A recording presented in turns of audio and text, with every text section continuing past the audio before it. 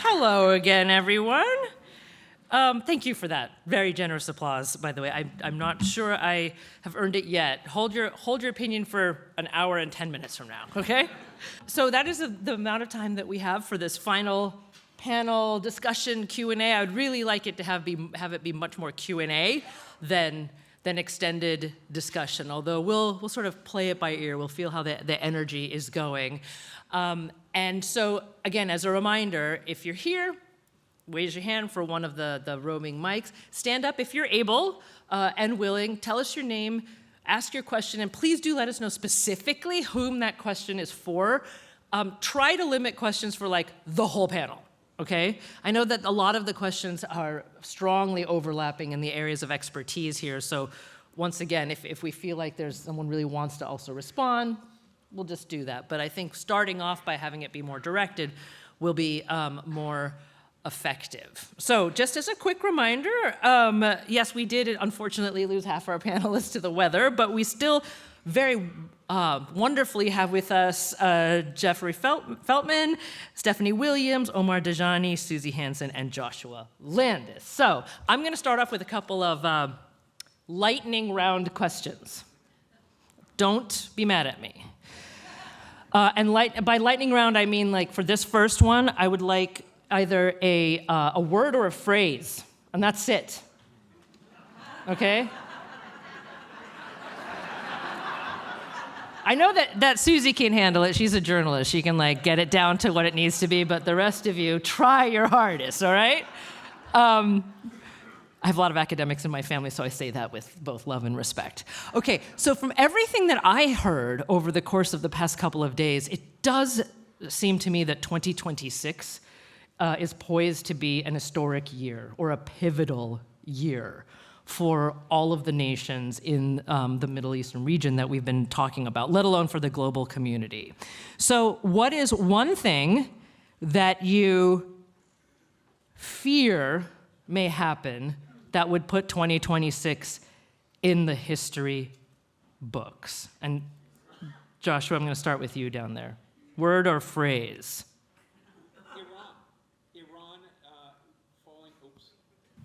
Iran falling apart and having civil war. We've seen civil war break out in most of these countries where the government was taken away by the United States. Word or phrase? Iran falling apart. No, I mean, I don't mean to be cruel, but I'm trying to get a lot done here. Suzy? A catastrophic mistake, possibly in the form of a weapon by our president. Okay. No, that qualifies as a phrase, but that's actually one that we haven't heard yet, so appreciate it. Omar? Both of those things, and also the undermining of our elections domestically and the implications Did he of take that yours? globally.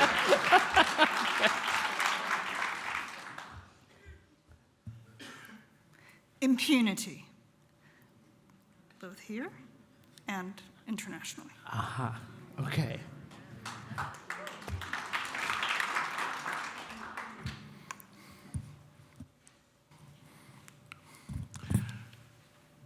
Abandonment of that principle, you can't acquire territory by force. Okay. Now I'm going to look on the other side of things. What's one thing that you hope will happen in 2026 to put this year in the history books, again, for all the right reasons? I start with down here, we'll go the other way. An Iran deal that's actually credible. Okay.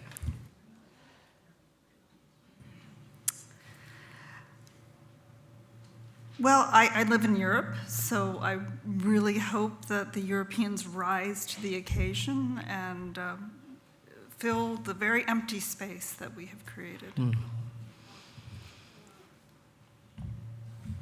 Following on one comment that was made yesterday, electoral outcomes that deliver a rejoinder to AIPAC. Suzy, go ahead. Renewed engagement and spirit and fight from the American people.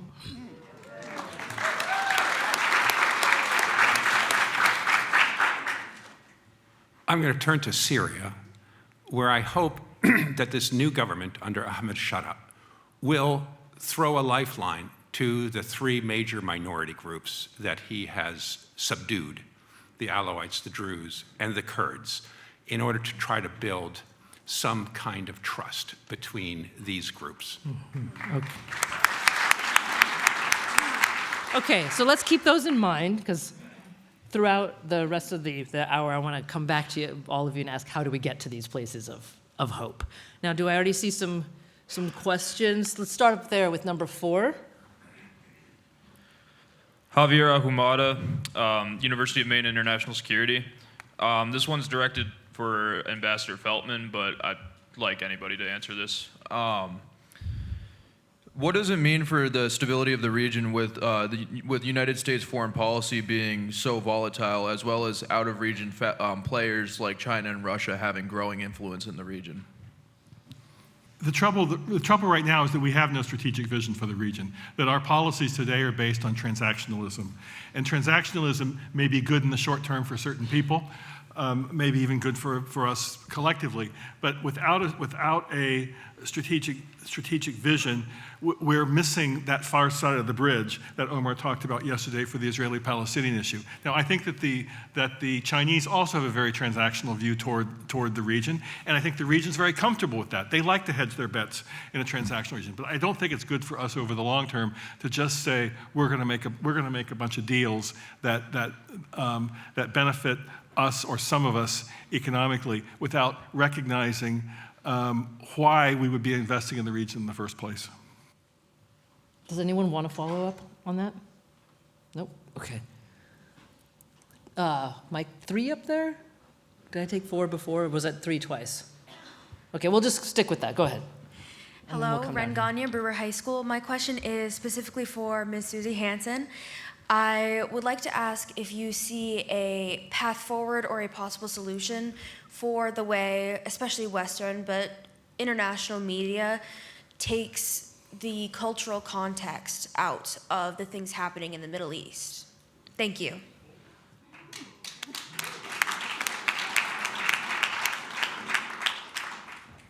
We should have coffee after, because this is something I talk about all the time. It's really very, very difficult, actually, and as the writers of the region, I will tell you, are fighting for this all the time. They are dealing with editors who do not have any faith in their readers, who do not believe that people want to get this context, this history, everything else. I do want to reassure you, though, that the people who care about the region absolutely are trying to do this more and more. And this has to do with the fate of newspapers and magazines, which of course are dying, and I just encourage everyone to support them, subscribe to as many publications as you possibly can. But I think it also, the readers need to demand this and remind the editors also that this is what they want. They want to learn, they want to have the whole story, and I just really appreciate you saying that. Mike 2, please. Ron Bancroft, Cumberland, Maine. Thank you for a wonderful, better understanding of what is a very, very difficult area. It's the 4th time this has come up at the Camden conference, and there's a reason why. I leave this conference really concerned about, in particular, what's going to happen to the Palestinians. The message I get is not good. And I wonder if Omar or someone else on the panel could paint a more optimistic picture of what might happen to the Palestinians over the next 5 years.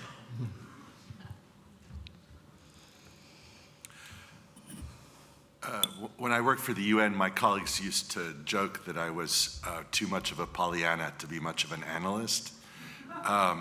But I would say that while I remain hopeful, I'm not super optimistic. So this is a bit of an exercise in suspending my own internal skepticism for the moment.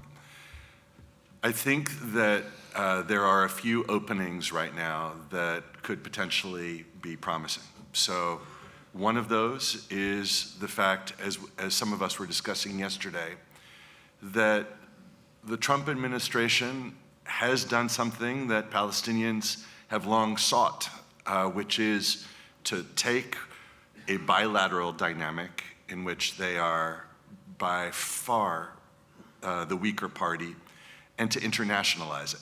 And so there are an array of other actors in the mix. Now, I would rush to say that the structure of that internationalization process is one that presents incredible risks for Palestinians, and I'm not confident that the Board of Peace, as it's called, or that the Palestinian Executive Council that's being established to run Gaza, or that the lack of connection between what they're doing and the West Bank will ultimately bear fruit, but there is a potential there, and our friends in the Saudi government, which is an important actor in the region, have been pushing very hard for this to not be just a foot in the door, but something that could be a promising channel. So I think that's one piece.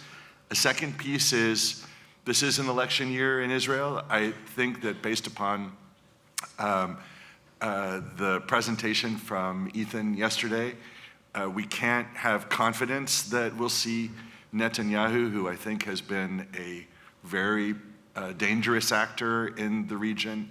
We can't have confidence that he and his coalition will be defeated, but there is an opening there. And while I don't think in a year or two we'll see a transformation in Israel, I do know from my many Israeli Jewish colleagues that folks are working tirelessly to change the conversation in Israel, to refocus attention on how to align Israeli interests and Palestinian interests rather than seeing them as contrary. And so to the extent that this election opens a door as well, I think that that's an arena for hopefulness. And the last thing I'll say is that I took some reassurance from Mark Carney's speech at Davos, the Prime Minister of Canada, who said, maybe we've got to do two things. Number one, address the world as it is, to recognize the ways in which the structures that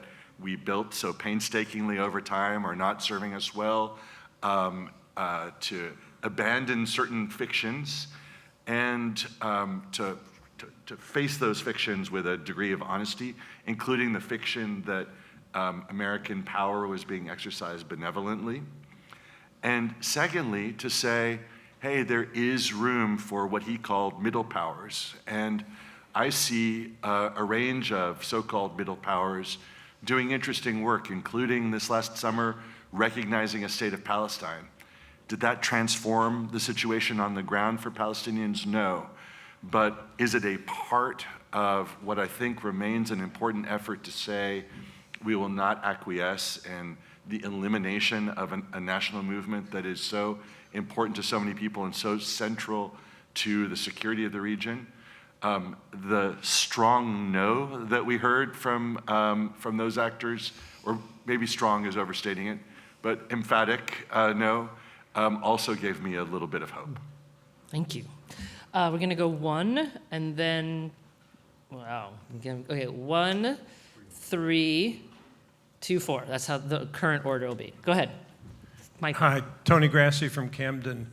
My question for Ambassador Feltman, or anybody else who wants to chime in, is how much of the damage that the current administration has done to our reputation in the world and to the world order can be reversed when we throw him out?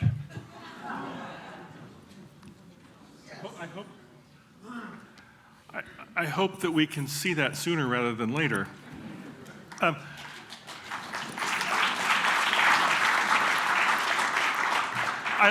don't think there's any chance of restoring the status quo ante.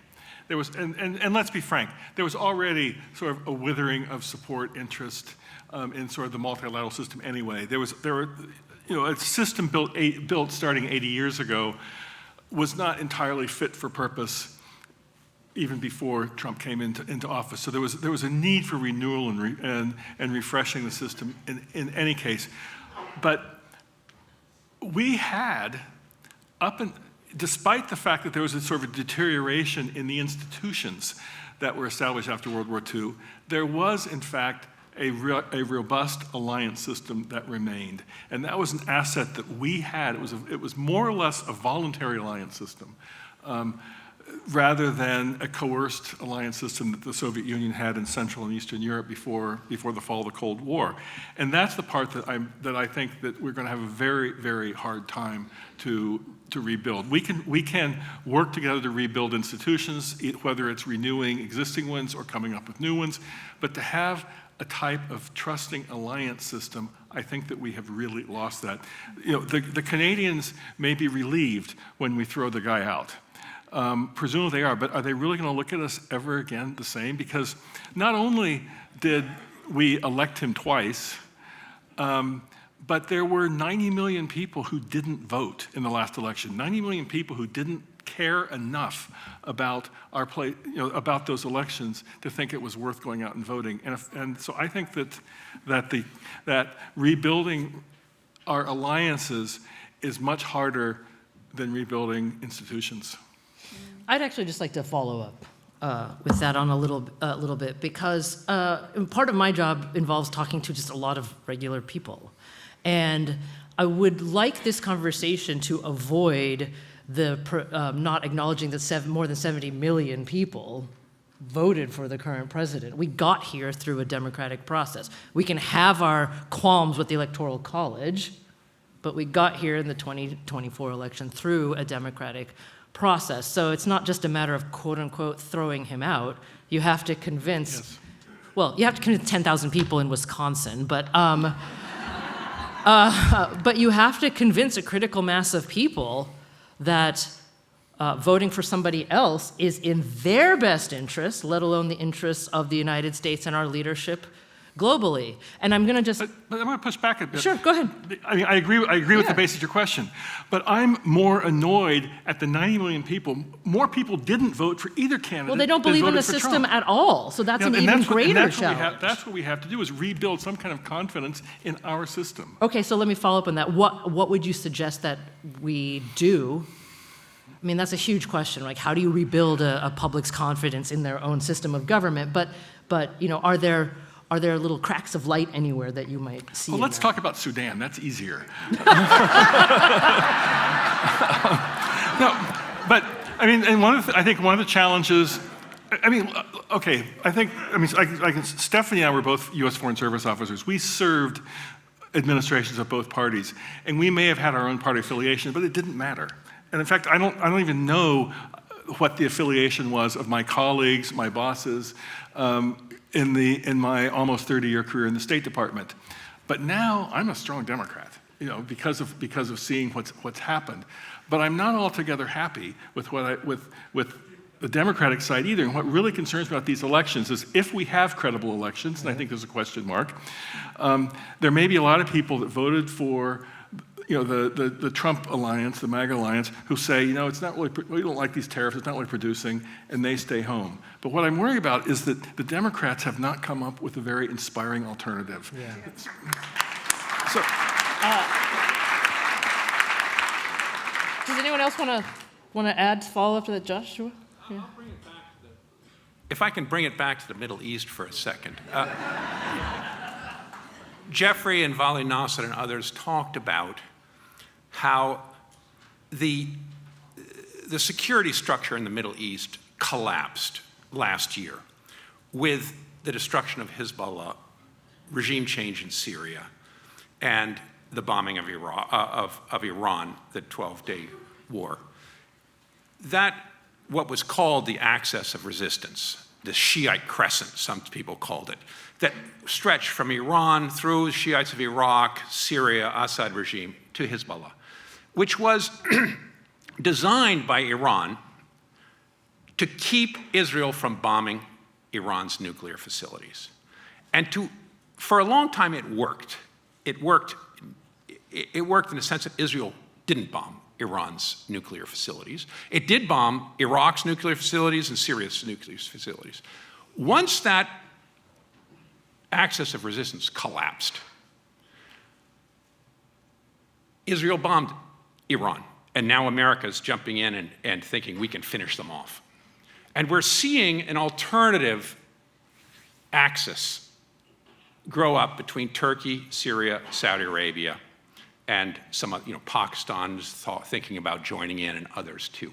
But part of their purpose, only a small part of their purpose, is to contain Israel, but also to build economically. They have this vision of building economically. They want stability in Syria, in Lebanon, so that they can build roads north and south and grow the Middle East and make it an emporium and make it important in the world and find this alternative to oil. And in many ways, that has dangers. It has dangers for Israel, I know, and it's got dangers for others. But these are all allies of the United States, and the United States can play a role in trying to find a new security architecture in the Middle East that brings stability, that keeps countries from attacking each other. And I bring this back to something that Kissinger said in 1973 when he was negotiating with Golda Meir after the 73 war, and he was trying to get Israel to give up some of the land that it had conquered. And Israel, of course, didn't want to do it, saying our security depends on us keeping all this territory. And he said, absolute security for one nation means absolute insecurity for its neighbors. And that's not going to work. We need a balance of power. Realism is based on a balance of power. And I think America has to begin thinking in terms of that balance of power and not just kicking the legs out from underneath all of our enemies and thinking that we can dominate. Because the balance of power is key to long-term peace.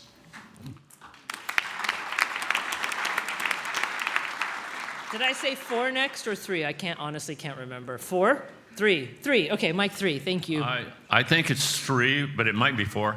I'm Joe Wishcamper. I live in Freeport, and my question is for Stephanie Williams.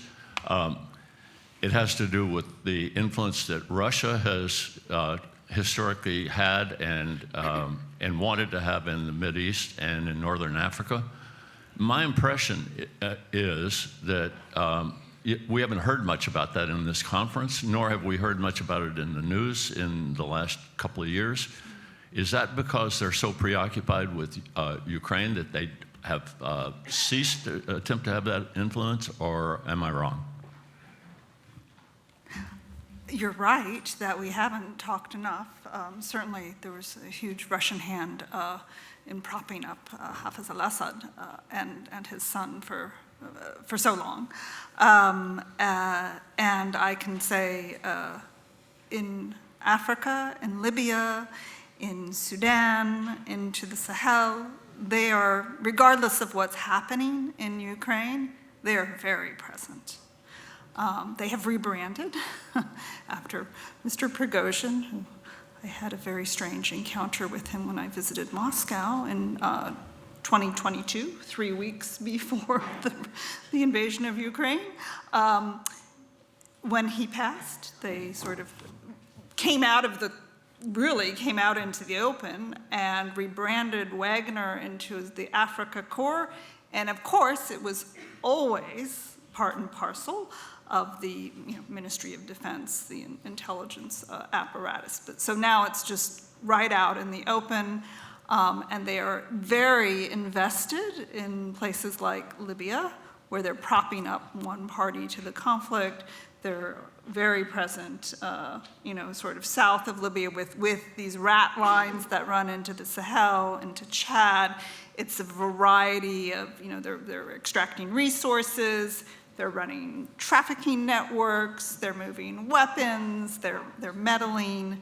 No, I think they're really able to, walk and chew gum at the same time. It's a different story though now in Syria. They're on their back feet. So you're absolutely right. We perhaps should have touched on that more. So let's move to, we're going to do 4. I could make it very short. The Russians are not out of Syria entirely. They still have Homeimim air base. They are chastened. They don't have power. Because of Ukraine, they couldn't provide Assad with airplanes and other forces that he needed. So they got booted out. But they're still lurking, and he is allowing them, the new president, despite the animosity against Russia, because he was bombing the Syrian opposition, they're keeping him close, and Ahmed Shara has gone twice to Russia to meet with Putin, because Putin wants to come back to Syria. And America and Ahmed Shara is keeping him there because if Washington doesn't help Syria contain Israel, Israel's bombing Syria fairly regularly, and Lebanon. He wants Israel to pull out of the new territory that is taken from Syria, which is 600 square kilometers of new territory. So he wants Israel to pull back and to stop bombing Syria. So if America doesn't help him do that, he might go to Russia. And that's why Syria went to Russia in the first place after the 48 war in Palestine, because Syria needed arms. There was an arms embargo on everybody. France and others began to sell arms to Israel. The Mystère jets broke this arm embargo, and then everybody had to go. The Arab states, Egypt and Syria, both went to Russia to get arms because they needed to balance Israel. And of course, that was a bad deal for them because Russia's arms were never as good and it couldn't do what America did. But it could go back to that old Israel versus the Arabs routine. This is a moment when Israel can lock in some peace agreements at its height of power and avoid countries like Syria going back to Russia or to China or someplace else in order to counter America-Israel alliance. Jeffrey, you wanted to follow up. One last thing on Russia, if I may, and Sudan. Russia was very much allied with Hamedi, the genocidal warlord who leads the rapid support forces that did the massacre in El Fasher back in October. So before Sudan's civil war, Russia was very much aligned with Hamedi. They were after Sudanese gold from these informal illegal gold mines. Once the civil war broke out, they switched sides. They had dropped Hamedi and went to the Sudanese armed forces based in Port Sudan and got basing rights on the Red Sea. So it was very transactional. First, let's work with Hamedi for the gold. Then, the civil war broke out. It's no longer a unified country, but we could get Red Sea access if we work with the other guy. So it's very transactional. I'm going to go to 4, and then a remote question, then 1, then 2, then 3. Okay, hopefully I'll remember that, but 4, go ahead. Good morning, I'm Andrew Richard from the University of Maine. My question was directed at Stephanie Williams. Given the number of distinct people groups lacking sovereignty and the general lack of international mechanisms in achieving sovereignty, how can the United Nations or particular states assist the national projects of these groups? Just as importantly, should they? The alternative seems always to be violence.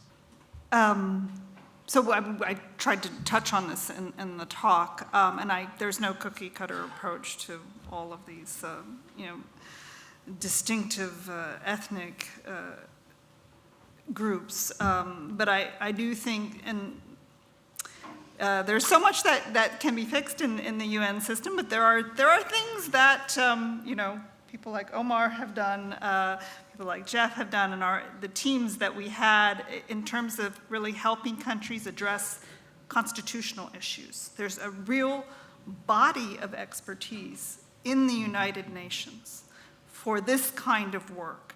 And as painful as it is, in a lot of the countries that we've served, the ruling elites are really not interested in these process issues. They're interested in cutting the cake, dividing up the resources amongst themselves, and then staying in their chairs as long as possible, while all of this other stuff continues to burble under the surface and occasionally, erupts into outright violence.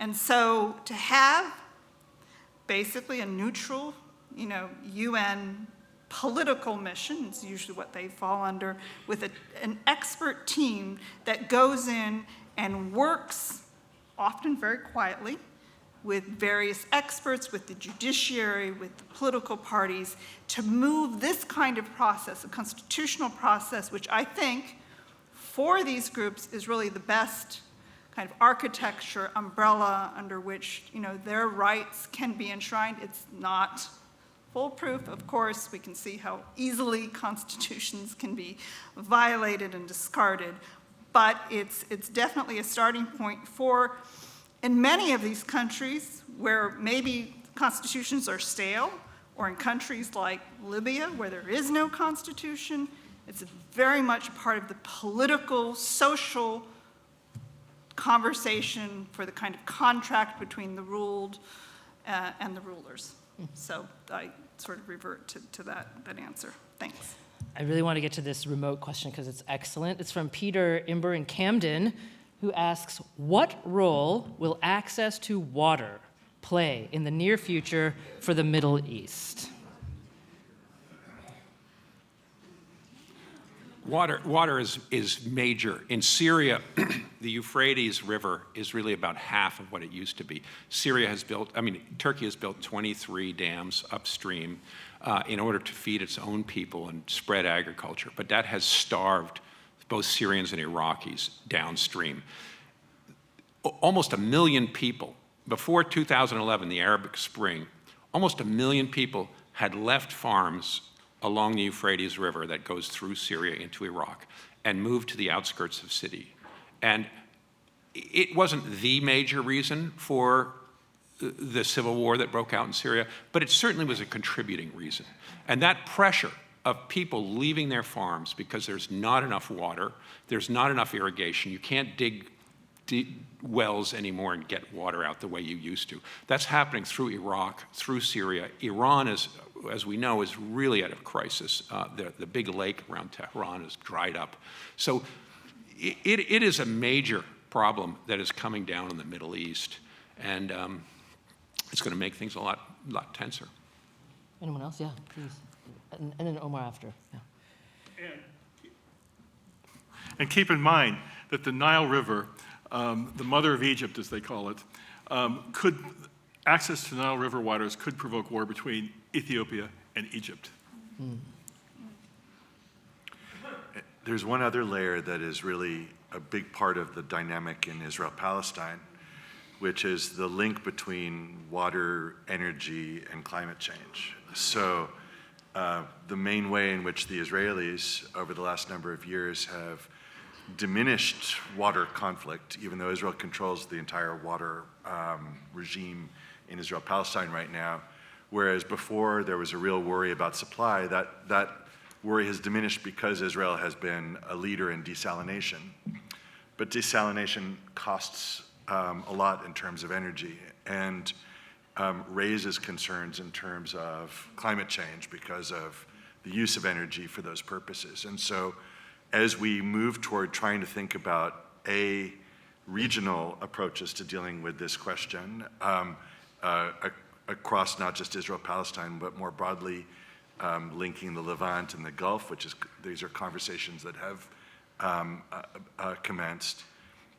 We've got to really start thinking about not just producing water, but producing water in a way that is sustainable. Yeah, Stephanie.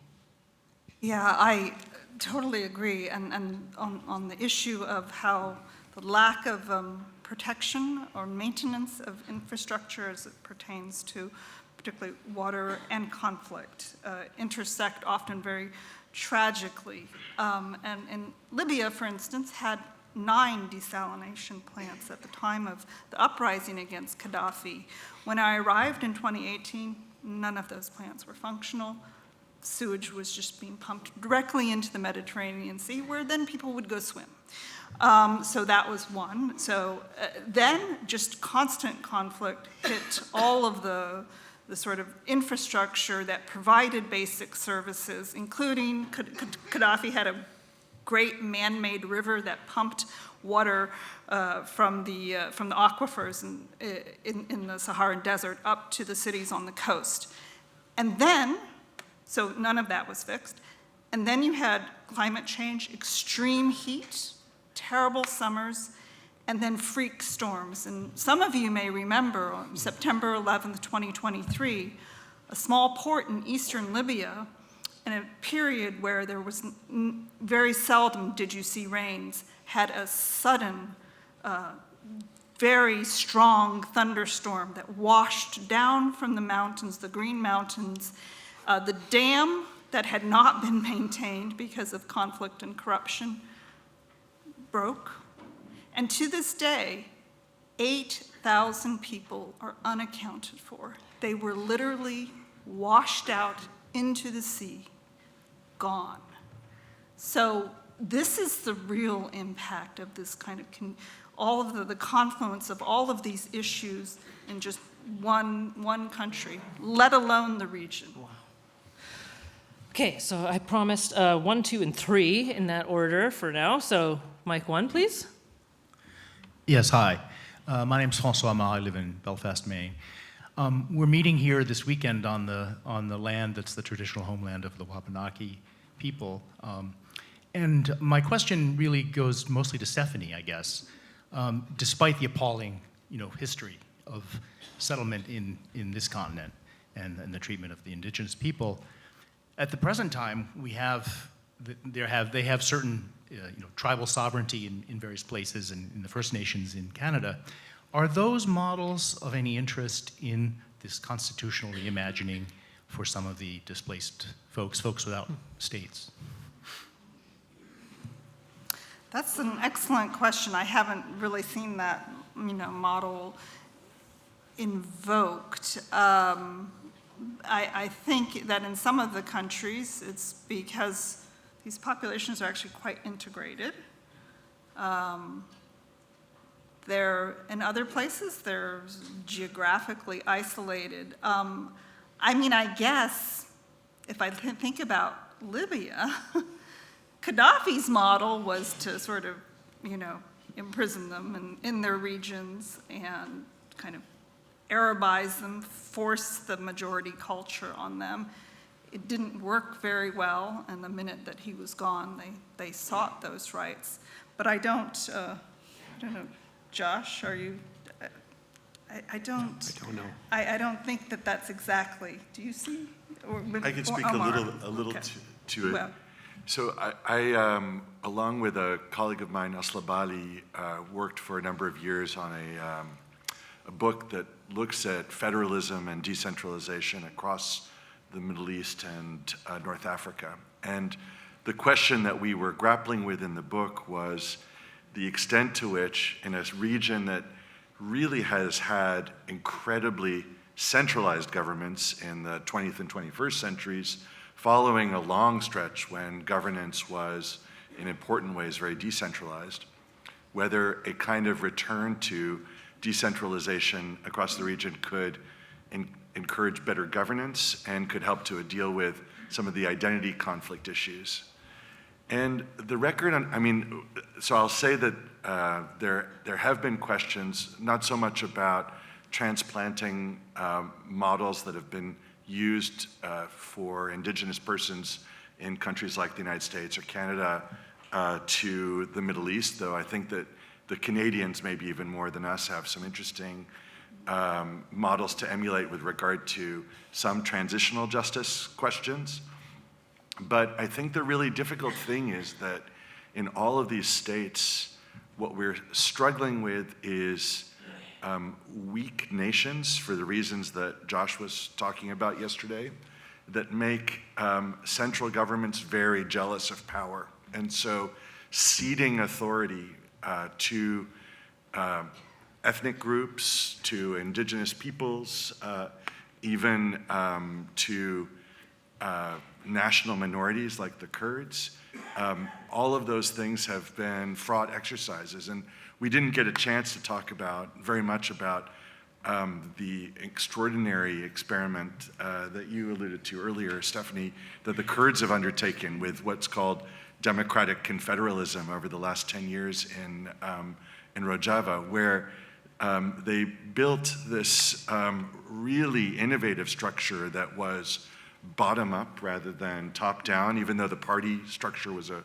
feature of that, in ways that are worth reading about it. I go and Google Öcalan and democratic confederalism, and you'll see a fascinating story there about what can be done at the local level to ensure vibrant governance. But as we were discussing just earlier today, it's in the midst of being quashed, and I think those experiments are difficult to sustain in the region. Mic 2, please. Hi, Joe Ferrante, Hingham, Massachusetts. So this is for everybody, I think, just comments. As journalism and diplomacy have weakened, seems to me it's fascinating, social media has kind of stepped in to fill a void in both directions, from the bottom and from the top.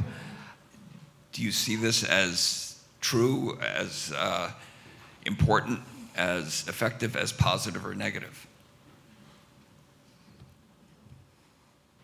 I have to admit, before I answer this, that I'm very negative on social media, so I do encourage someone else, because, actually in other countries, social media, Facebook, Twitter, these things have been very important in terms of transmitting information. In Turkey, for example, the media was completely taken over by Erdogan, and a lot of work and ideas and even reporting was being aired on these channels. And so I don't, but as an American, in terms of the companies, in terms of the lawlessness, in terms of the greediness of the people who own these companies, I think it can only be an evil force. So I'm really conflicted about how to answer that. In terms of information, we know that it circulates a lot of bad information, disinformation. We don't know where the information comes from. We don't know who is putting that information into these places.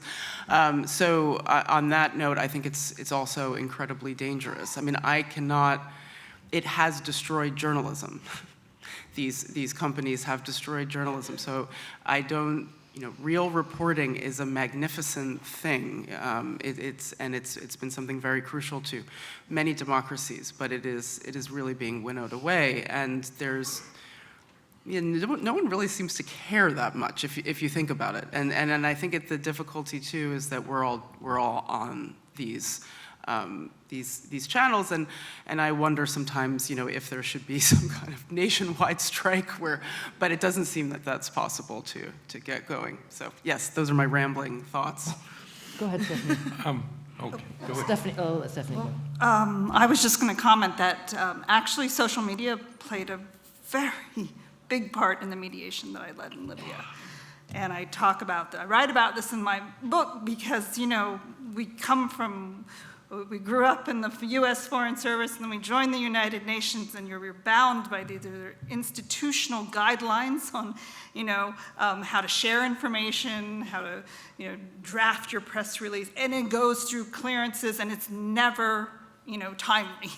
And so what I found in Libya, where social media is huge, and it's a big driver of conflict. So I know a lot of people know about Myanmar and how platforms like Facebook drove the conflict in Myanmar. Libya is another example of that. There were times during the Civil War that I was present for that the conflict was as much online as it was on the ground. And there was so much disinformation online. And we were always on the back foot. And there was incredible use of hate speech. And hate speech and incitement did turn to violence, particularly as it involved women who were involved in the political process, in the mediation that I ran, female members of parliament. One female member of parliament is still forcibly disappeared in 2019 because she dared to speak out opposing one of the parties to the war and the war in general. She was disappeared in front of her grandchildren, and she has never been seen again. So that was it was an incitement campaign against her on Facebook that led directly to violence. And then we had, electronic armies that were being controlled out of the Gulf, out of Egypt, out of Turkey, out of Russia. Mr. Prigozhin and his the IRA, the other IRA, Internet Research Agency, I think it's defunct now, went the same way that he did. But they used that, his entity, used that to really drive disinformation in Libya. And what did we have to do? We had to sort of get into the mosh pit with them to to be completely transparent with what we were doing and to always be pushing back and engaging directly with the social media platforms. This is the old Facebook, not the current Facebook, but we did have a partnership with them, and they did pull down content that was directly inciting violence. So it was a very dynamic and hugely negative sort of factor in our entire mediation strategy. I'd like to say one thing. I agree that the billionaires who are buying up all the major news sources and it can dominate the algorithms is a great danger. But I'd like to push back in one sense, because in 2004, I began to write a blog, Syria Comment, which became a clearinghouse on things Syrian. And very quickly, journalists began to call because they could read my blog and they would want to quote, because you have to add 3 quotes to a Reuters or an AP article, and then it's yours. You're not a plagiarist anymore. And so the game for me became, could I get my story out on Syria Comment fast enough that I could influence the stories that were going to come out the next day in the major papers? And in fact, I could. And this year, I've just finished my annual evaluation for University of Oklahoma. And here I am sitting in Oklahoma, but I was in 147 news media appearances last year from Oklahoma. I could never have done that before the rise of the internet. And it allows these voices now. It allows all these mean voices, and everybody's throwing eggs at each other and insulting. And I'm called horrible names all the time. You have to have a really tough skin.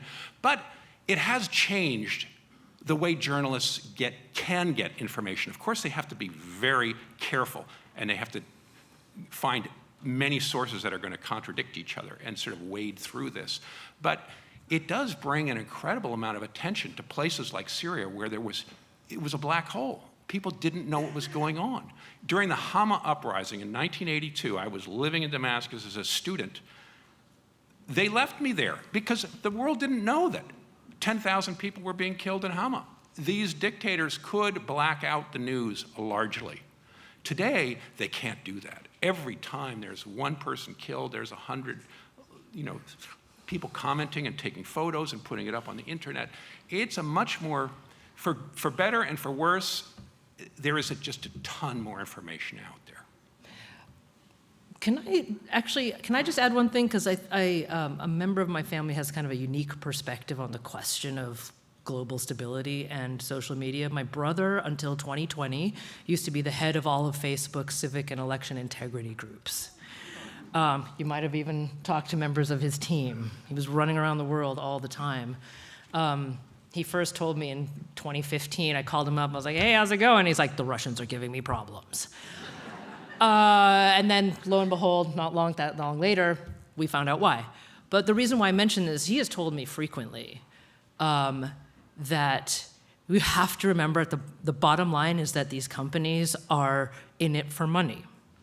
And the second thing, but also equally important, is that they are very top down.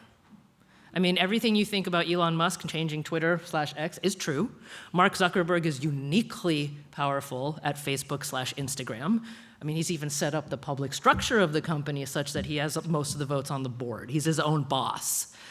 And I have it on good authority that in many, many meetings there are discussions on how can we reduce the velocity of misinformation? How can we even just eliminate misinformation faster? Half of my brother's job was to travel around the world prior to elections. Like, for example, he went to India a lot because India's elections take weeks.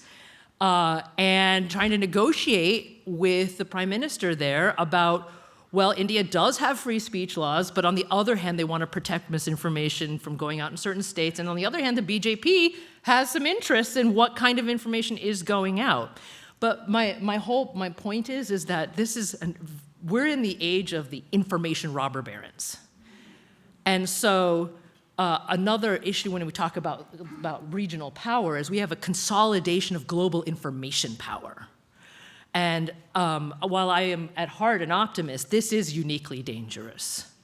And I hope there are really smart people out there who can figure out, do we need a global regulatory regime around this, right? Do we need to make social media companies into utilities? I mean, I don't know, but it's a massive, massive factor that actually resolves down to a few people.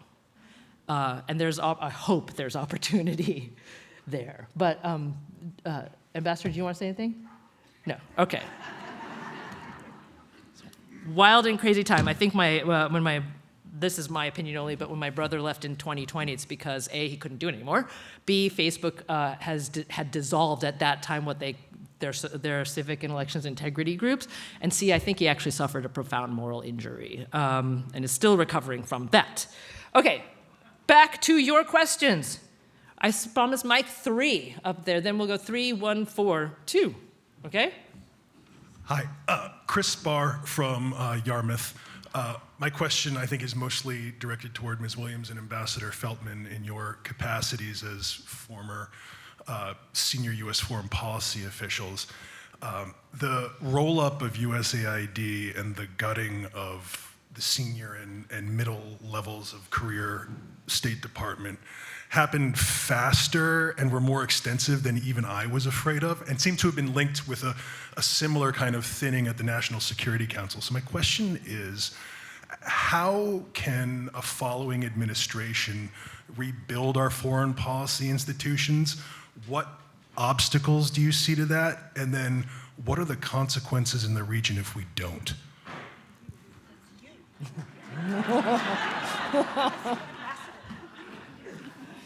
And it's actually worse than what you described, because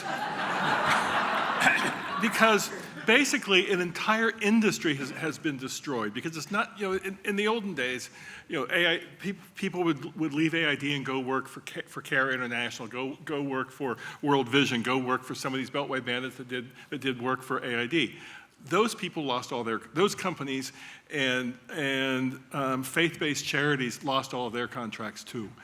So that you have an entire industry that was providing U.S. assistance that's gone. And so rebuilding from scratch is going to be extremely difficult. Now, all of us who talk about this always caveat and say, well, the State Department did need some reform, AID did need some reform. That's all true, but they didn't need to be destroyed or uprooted in whole. And there are groups in Washington who are doing things like taking an inventory of what was, so that if a new administration is voted in by the people, to come in and is interested in trying to restore our diplomatic strengths, there will be inventories of what was, so you can decide, well, do we really still want that? Is that really appropriate for things? Like, for example, I'm a product, and you are too for that matter. We're both products of sort of the regional bureau. I spent most of my career, except for the first couple, that Port-au-Prince and Budapest tours, I spent my career working in and on the Middle East when I was in the Foreign Service, including my last job as Assistant Secretary for the Bureau. The regional bureaus, they traditionally have sort of ruled in the State Department. And then there's functional bureaus that work on economic development, consular affairs. I think, I'm betraying my own background. To rebuild the State Department now, you need to have the functional bureaus that are dealing with things like AI. They're dealing with things like the climate crisis. Those need to have a much stronger voice in the State Department, in their agency process. So there are things. So I hope a new administration would A, look at what was, and B, look at what we need for today's challenges. Do you want to go? Yeah, go ahead. Yeah, I mean, it's absolutely heartbreaking. And it's not only, so I think everyone that I entered the Foreign Service with is gone. Your generation is, my generation is older than you. Yeah, exactly. So there's, so many people, all of that expertise, knowledge, leadership has departed, but it's also now really, you're down to the mid-ranks of people who are leaving as soon as they possibly can, including just enormously talented officers. One just wrote to me last week He's an immigrant. He came to the United States, became a citizen, speaks 4 languages, joined the Foreign Service, served all over the world. But he made the decision, I think that a lot of our colleagues made, which was he couldn't look himself in the mirror in the morning. And so he's at a pretty young age, he's going to go off and do something else. But what a loss. And how do you rebuild that when it's been so, the State Department has been gutted, AID is gone, but I guess it's also just how do you rebuild, you have to grow leaders in these institutions.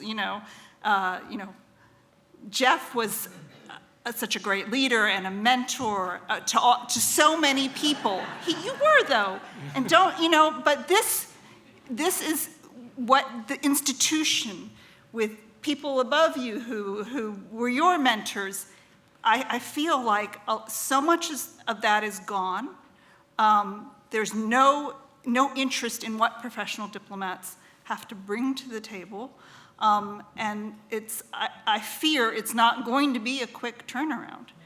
It might take 10 years or so to bring back even a shred, and it wasn't a perfect service, of the Foreign Service. I think we were very privileged to serve. I'm actually going to move on to the next question, if it's okay, because we're in the last quarter hour, less than last quarter hour, and I want to reserve the last few minutes for a specific question that I have for all of you. So we're at mic 1, please. Hear me? Yeah, hold it a little bit closer. All right. There you go. This is directed to Professor Dajani and Ambassador Feltman.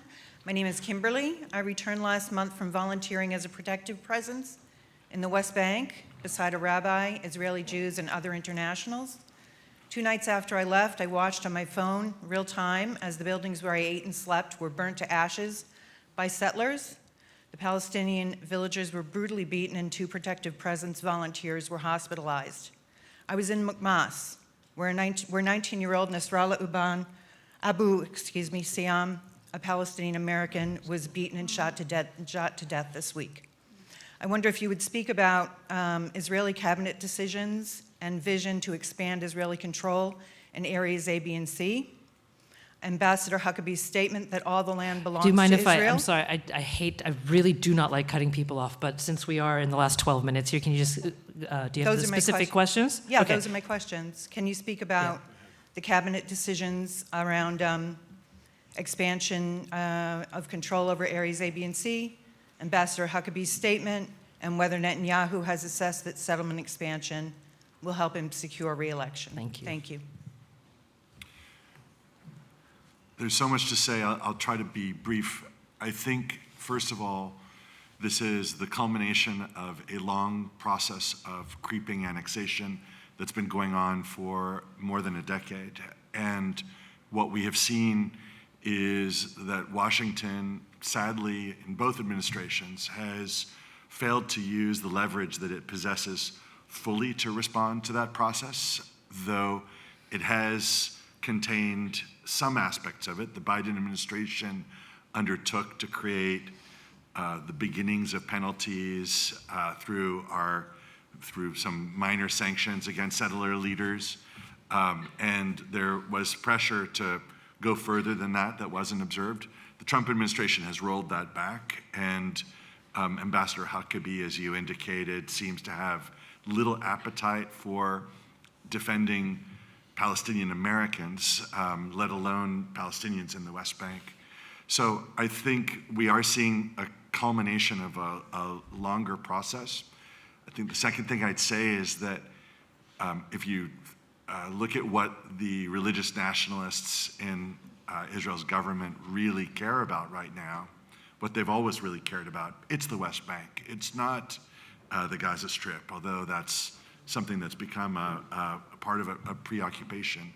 And I think that there is a very good chance that we will see further escalation, that the process of ethnic cleansing that is going on a daily basis in communities, not just in Area C, which has been under Israeli control since the beginning of the Oslo process, but even under areas that were meant to be under Palestinian civil control in Area B, the town of Tormasaya, where a lot of Palestinian Americans live, Americans live has been under constant settler attack. Homes have been burned, people have been terrorized.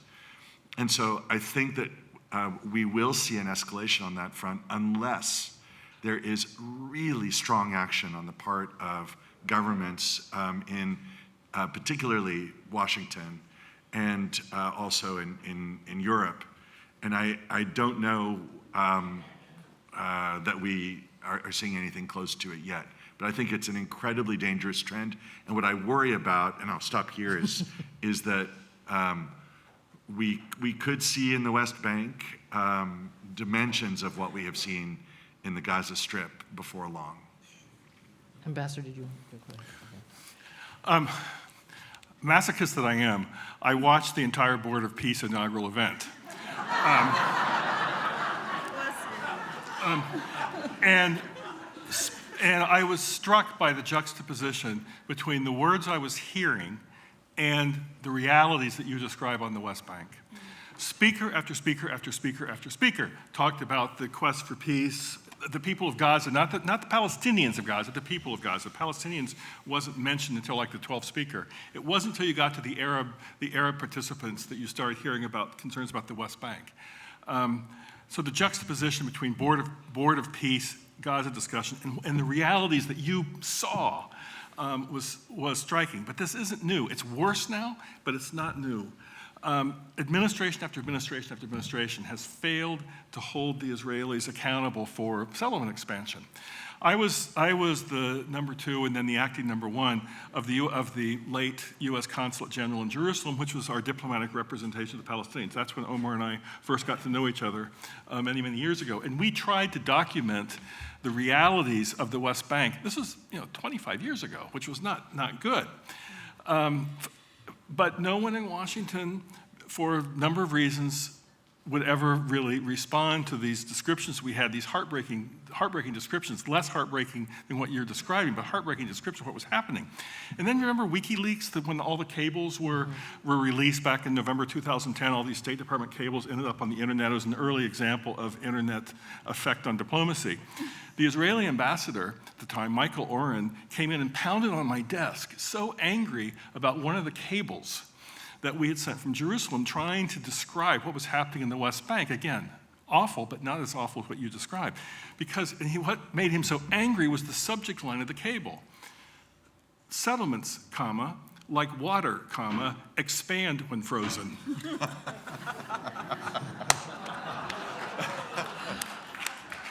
Actually, let's go to, and I'm sorry for folks here in the audience, but I think I'm going to go to a remote question and then wrap up with a final question for everyone that's been on my mind. So the remote question is, Jordan has not been mentioned much so far. What is Jordan's role in these conflicts? It seems to have been a way station for Syrian refugees who have come to the U.S., among other things, and that's from Deborah Jackson Weiss in Novato, California. Who wants to talk about Jordan? I'll say a word about Jordan. Jordan is a sort of magical country because Syrians always used to look down at Jordan because they were just a bunch of Bedouin who had nothing but desert. This is 100 years ago. But they always looked down on the Jordanians because the Jordanians would all flock to Damascus in order to go shopping, buy clothes, anything they needed, because Jordan was a desert. Today, the Syrians all go to Jordan because they're developed. They're a site for medical tourism. Everybody goes to Jordan in order to get whatever it is they need done, or their plastic surgery or new nose job or whatever it is. And Jordan has really done an incredible job. Now, partly that's because it made friends with Israel and America. Those countries that refuse to make friends with America, like Libya, Syria, Iraq, Afghanistan, and so forth, met a miserable end. But Jordan was smart. They tried when Saddam Hussein in 1990, they balked at aiding America, and they got severely punished, but he learned his lesson. And Jordan has done an extraordinary job, it seems to me, in holding together and building a country out of really nothing. And out of refugees, and giving the refugees a role in the economy. Now, it's left Jordan divided. because 60% of Jordanians are Palestinians. And managing that for the king is not an easy, he married a Palestinian woman, Rania, and in an attempt to, in a sense, make peace on the marriage bed like the old kings in the Middle Ages. But he's done an extraordinary job, and I think, hats off to Jordan. So, if you don't mind, there's been a question on my mind through the past couple of days, which I'd like to close with, and I'd like to hear from every single one of you for about a minute on this question. And it's because of the extraordinary young people here and who've been listening and participating remotely as well. You're incredible. High schoolers and college students and grad students.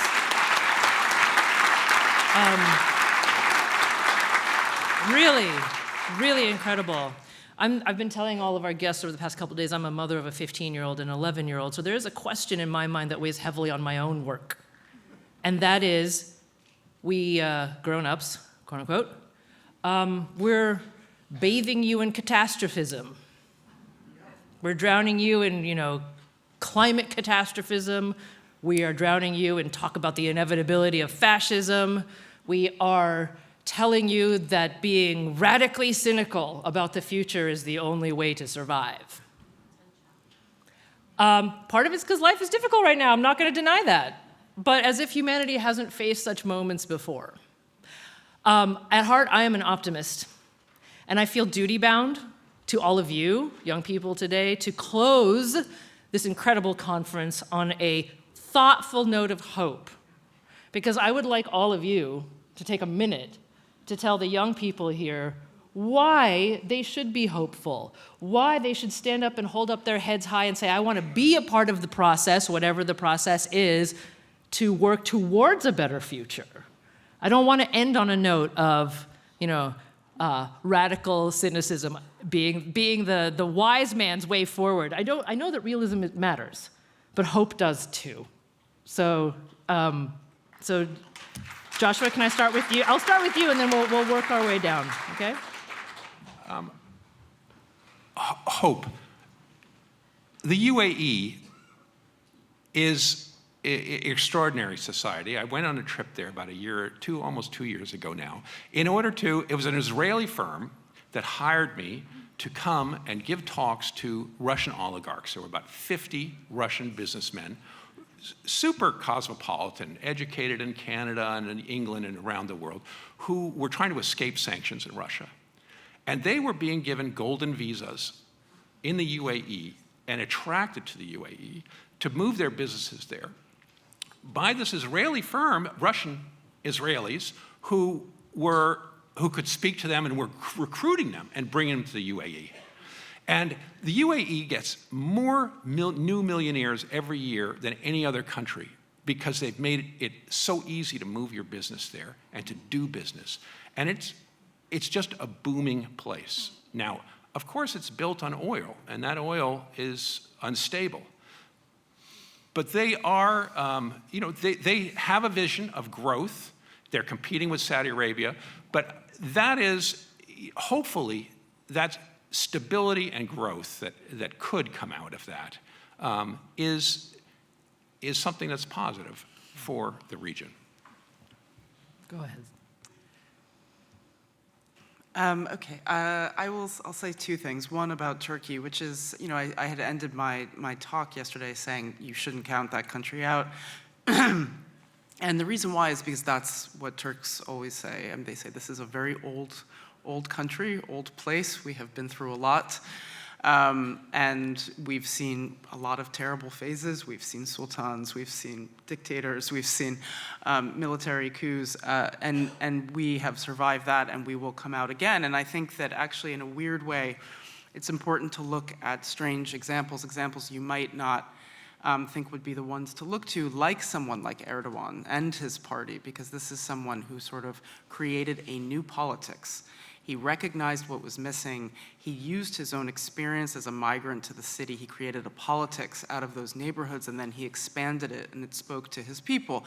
And I think that creativity, can come out of a moment like this, because there are so many difficult things going on. So that's I cannot believe I'm saying that about Erdogan, but I'm just being counterintuitive today. But it's very, very true. When I see Mamdani, for example, no matter what you think of him or his policies, I actually thought of Erdogan.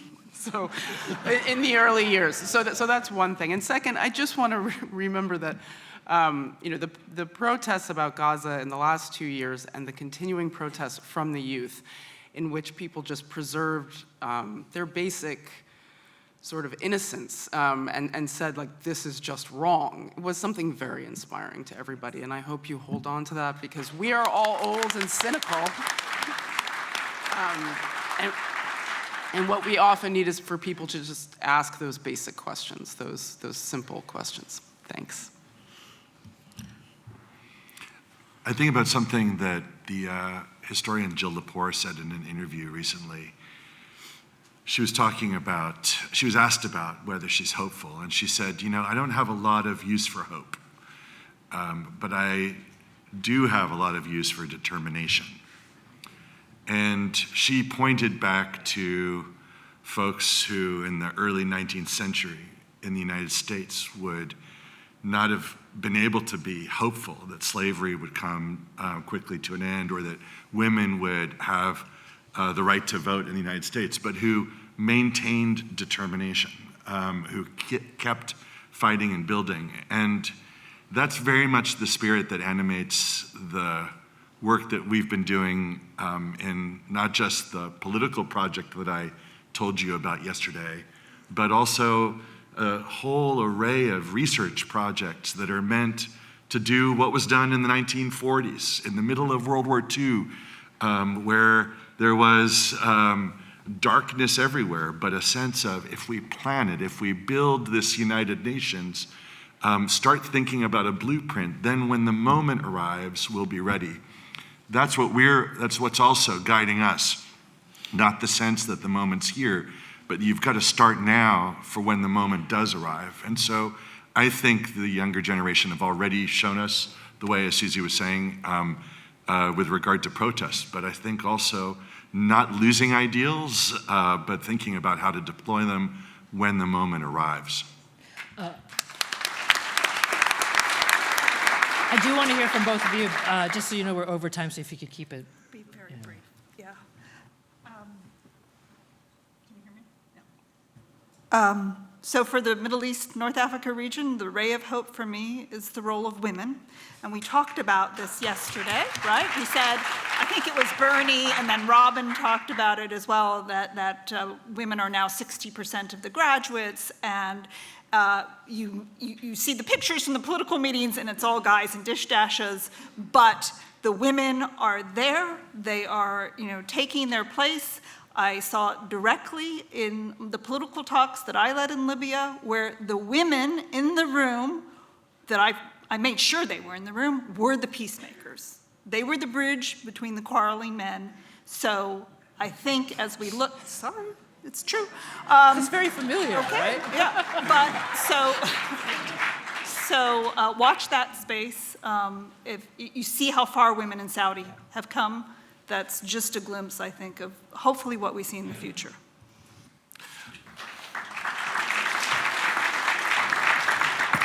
I mentioned that Sudan is the world's worst humanitarian crisis. 2/3 of the country need humanitarian assistance. 15 million people thrown out of their homes. It's a catastrophe.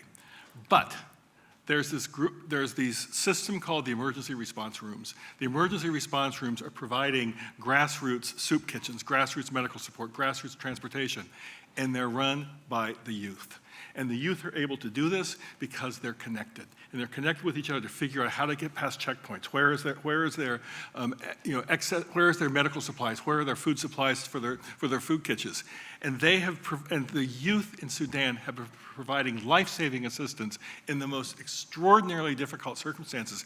And it's because they're connected. They know how to use all these connections that can also be negative, as we talked about. And so I have real confidence, just from looking at Sudan, that all of you from high schools and colleges who are so connected are going to be able to find a way forward to address the challenges, because the Sudanese youth have done it, and think of the advantages you all have compared to the Sudanese youth. Well, With that, I just want to leave you with a quick, very quick paraphrase of a statement by Italian revolutionary Antonio Gramsci. He said, "Be a realist of the will and an optimist of the soul." Thank you so much to all of our panelists. Thank you for this incredible conference, and we'll see you next year.